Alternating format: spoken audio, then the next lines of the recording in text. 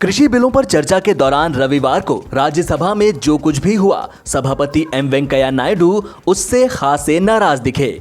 उन्होंने हंगामा करने वाले 8 सदस्यों को 1 सप्ताह के लिए निलंबित कर दिया है। सस्पेंड किए गए सांसदों में कांग्रेस के 3, तृणमूल कांग्रेस और सीपीआई-एम के 2 और आम आदमी पार्टी का 1 सदस्य शामिल है।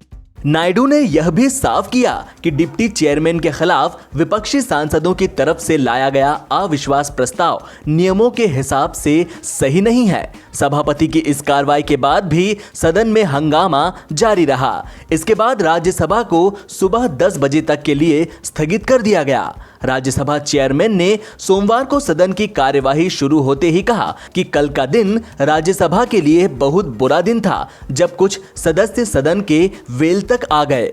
डिप्टी चेयरमैन के साथ धक्का मुक्की की गई, उन्हें अपना काम करने से रोका गया। यह बेहद दुर्भाग्यपूर्ण और निंदनीय है। मैं सांसदों को सुझाव देता हूं, कृपया थोड़ा आत्मनिरीक्षण कीजिए। जिन 8 सदस्यों को सस्पेंड किया गया है, उनमें तृणमूल कांग्रेस के डेरेक ओ ब्रायन, आम आदमी पार्टी के संजय सिंह, कांग्रेस के राजू साटव, सीपीआई-एम के रागेश, कांग्रेस से रिपुण बोरा, तृणमूल कांग्रेस के डोला सेन, कांग्रेस के सैयद नासिर हुसैन और सीपीआई-एम के एल्मा राम करीम के नाम शामिल हैं। आपको बता दें कि राज्यसभा में रविवार को भारी हंगामा हुआ था। जब सरकार ने कृषि विधेयकों को पारित कराना चाहा, तो कई विपक्षी सांसदों ने वेल में आकर नारेबाजी की, फिर चेयर के पास पहुंचकर दस्तावेज फाड़ दिए। उपसभापति हरिवंश इन सांसदों को कोरोना वायरस की याद दिलाते रहे, मगर उन्होंने एक ना सुनी। हंगामा इतना बढ़ गया कि मार्शल को हस्तक्षेप करना पड़ा। बाद में सदन की कार्यवाही को स्थगित करना पड़ा। केंद्रीय मंत्रियों की एक पूरी टीम इस मामले में मीडिया के सामने आई। रक्षा मंत्री राजनाथ सिंह ने बिना किसी का नाम लिए कहा, जहां तक मैं जानता हूं, ऐसा राज्यसभा और लोकसभा के इतिहास में कभी नहीं हुआ। राज्यसभा में होने वाली यह बहुत बड़ी घटना है। जो हुआ वह सदन की गरिमा के खिलाफ है।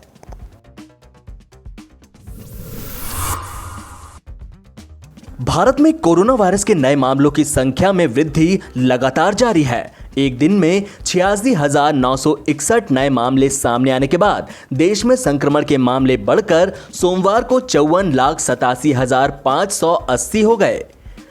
केंद्रीय स्वास्थ्य मंत्रालय के आंकड़ों के मुताबिक देश में 43,96,399 लोगों के संक्रमण मुक्त होने के बाद मरीजों के ठीक होने की दर अब बढ़कर 80.12% हो गई है। मंत्रालय की ओर से सुबह 8 बजे जारी किए गए आंकड़ों के मुताबिक देश में कोरोना के अभी तक कुल 54,87,580 मामले सामने आए हैं। वहीं पिछले 24 घंटे में 1130 और लोगों की मौत के बाद मृतकों की संख्या बढ़कर 87,882 हो गई। आंकड़ों के मुताबिक मृत्यु दर गिरकर 1.6% हो गई है। देश में अभी तक 10,03,299 मरीजों का कोरोना वायरस का इलाज जारी है, जो कुल मामलों का 18.28% है। भारतीय आयुर्विज्ञान अनुसंधान परिषद के मुताबिक देश में 20 सितंबर तक कुल 6,93,92,594 सैंपल्स की जांच की जा चुकी है। राहत की बात यह है कि मृत्यु दर और एक्टिव केस रेट में लगातार गिरावट दर्ज की जा रही है। मृत्यु दर गिरकर 1.60% हो गई है। इसके अलावा एक्टिव केसेस यानी जिनका इलाज चल रहा है, उनकी दर भी घटकर 19% हो गई है। इसके साथ ही रिकवरी रेट यानी ठीक होने की दर 80% हो गई है।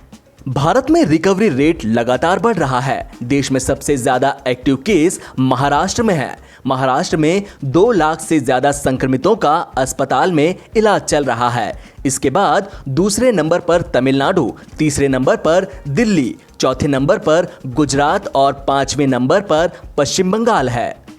इन 5 राज्यों में सबसे ज्यादा एक्टिव केसेस हैं। एक्टिव केसेस मामलों में दुनिया में भारत का दूसरा स्थान है। कोरोना संक्रमितों की संख्या के हिसाब से भारत दुनिया का दूसरा सबसे प्रभावित देश है। मौत के मामले में अमेरिका और ब्राजील के बाद भारत का नंबर है। कोरोना वायरस संकट के बीच बिहार में अनलॉक 4 के तहत आज से आम लोगों को कई पाबंदियों से छूट मिल जाएगी। सूबे में सोमवार से स्कूल खुल जाएंगे, हालांकि नियमित कक्षाएं अभी नहीं होंगी। शिक्षण संस्थानों में 50% तक शिक्षण, गैर शिक्षण स्टाफ को ऑनलाइन क्लास, टेली काउंसलिंग संबंधी कार्यों के लिए आने की अनुमति होगी। अब 100 लोगों के साथ धार्मिक और सामाजिक कार्यक्रमों का आयोजन किया जा सकता है। केंद्र सरकार की ओर से जारी गाइडलाइंस के मुताबिक कंटेनमेंट जोन में किसी भी तरह की कोई रियायत नहीं दी जाएगी। बिहार की नीतीश कुमार सरकार ने अनलॉक 4 को लेकर केंद्र की ओर से जारी गाइडलाइंस को बिल्कुल उसी तरह से लागू किया है। ऐसे में दुकानें और दूसरे संस्थानों को खोलने के लिए स्थानीय स्तर पर किसी तरह के लॉकडाउन संबंधी आदेश प्रभावी होंगे। सोमवार से धार्मिक, सामाजिक, शैक्षणिक, राजनीतिक, खेल आदि से जुड़े कार्यक्रम आयोजित किए जा सकते हैं। इनमें अधिकतम 100 लोगों की उपस्थिति हो सकती है। साथ ही मास्क और सोशल डिस्टेंसिंग का ध्यान रखना जरूरी होगा। बिहार में सोमवार को शिक्षण संस्थानों को खोलने की अनुमति है। 50% तक टीचिंग और नॉन टीचिंग स्टाफ को ऑनलाइन क्लास, टेली काउंसलिंग और दूसरे जरूरी कार्यों के लिए स्कूल में आने की अनुमति है। हालांकि इस दौरान छात्रों की कक्षाएं नहीं होंगी।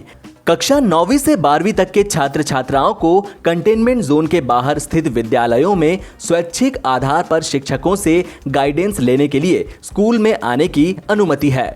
राष्ट्रीय कौशल प्रशिक्षण संस्थानों, औद्योगिक प्रशिक्षण संस्थानों में कौशल या उद्यमिता प्रशिक्षण के लिए संचालन की अनुमति है।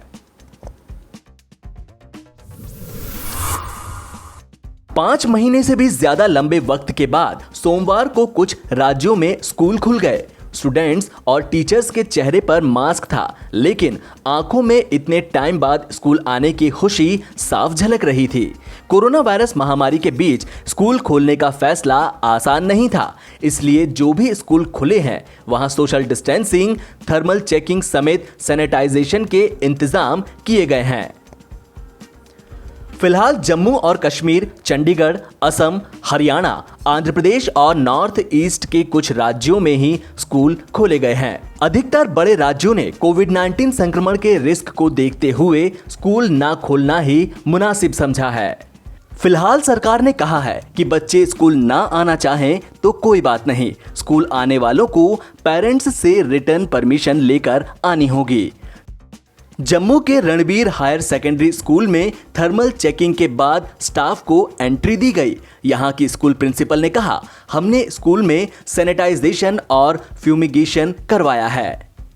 हम सरकार की सभी कोविड-19 SOP का पालन करेंगे। They have taken the step to open the school partially. Partial reopening होगी स्कूल की। पिछले 6 मंथ से जैसे इस सिचुएशन की वजह से स्कूल बंद थे, बच्चों को ऑनलाइन क्लासेस दी जा रही थी, तो अब हो सकता है कि हमारी एडमिनिस्ट्रेशन ने ये सोचा हो कि अगर कुछ बच्चे जिनके पास एंड्रॉयड फ़ोन्स नहीं थे, smart classes online classes particularly बड़े अच्छे तरीके से नेटवर्क जिनका नहीं चल रहा होगा, उनको अगर प्रॉब्लम्स आ रही हैं तो उनको एक प्लेटफॉर्म दिया जाए ताकि बच्चे वॉलंटियर लेवल पे आके किसी टीचर से कोई गाइडेंस सीख करना चाहते हैं तो वो कर सकें।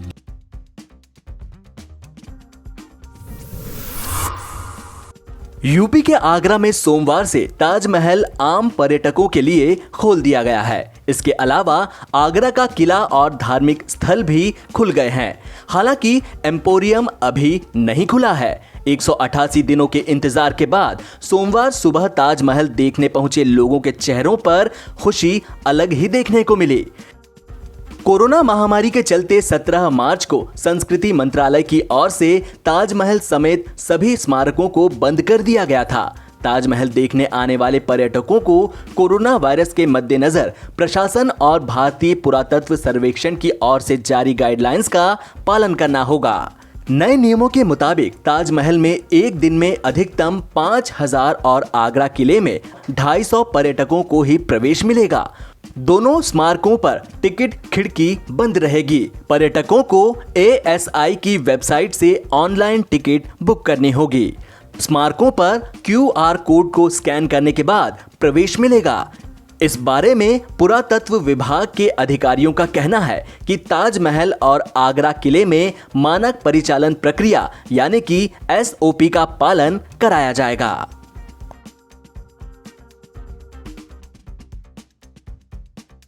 It has been for the very first time in the history that the Taj Mahal was kept shut for 6 months at a stretch. So we are here to witness a historical event, according to me. It's amazing, and so far we were very worried about our future, because I also work as a tourist guide and I was not sure that how things are going to happen. But today, finally, when it is open now, we are very optimistic, we are very positive, and we are looking forward to welcoming the new guests again.